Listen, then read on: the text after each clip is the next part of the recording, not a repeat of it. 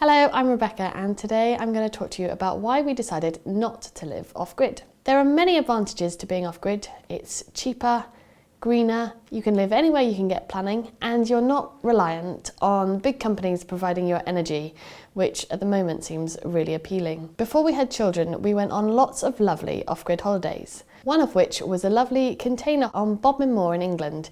It was a single container by a lake and it was a really beautiful spot. You could go fishing on the lake, have barbecues and campfires.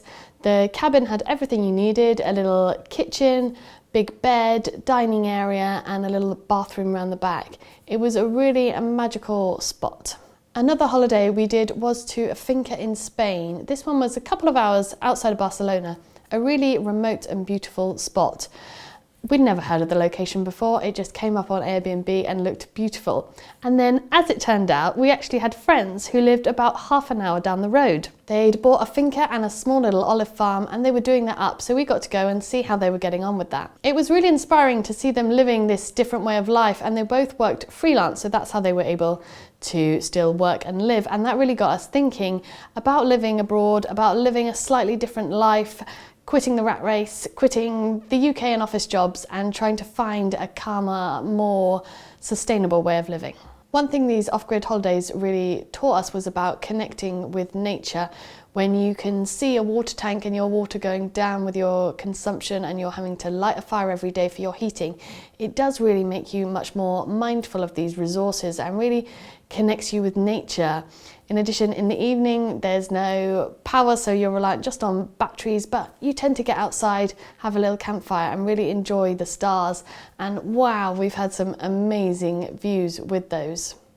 So the main factor really has to be that all of these holidays were before we had children. And once we had children, everything shifts a little bit.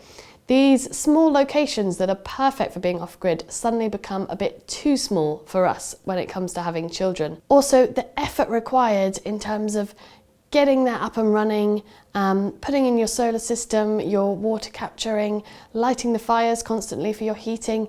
For us with children, that was just going to be too much. We needed somewhere that we could move into initially, and so that needed to have electricity and hot water.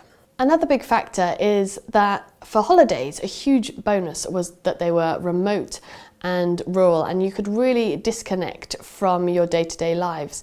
But for us living somewhere permanently, that's not what we wanted. We didn't want to be that isolated. It was important for us to be part of a community, and especially bringing up children.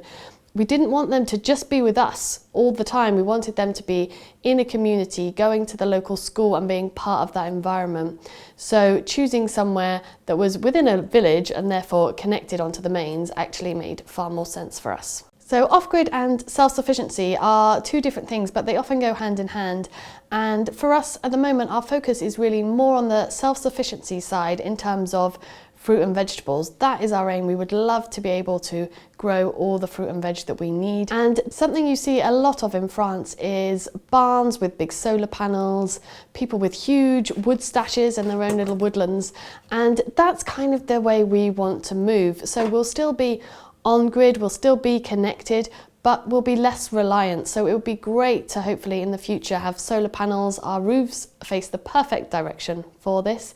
And I'd also love to be harvesting rainwater for all our garden use, for watering the vegetables and the fruit trees and everything like that. So moving towards self-sufficiency and off-grid, but still being connected and having that backup there.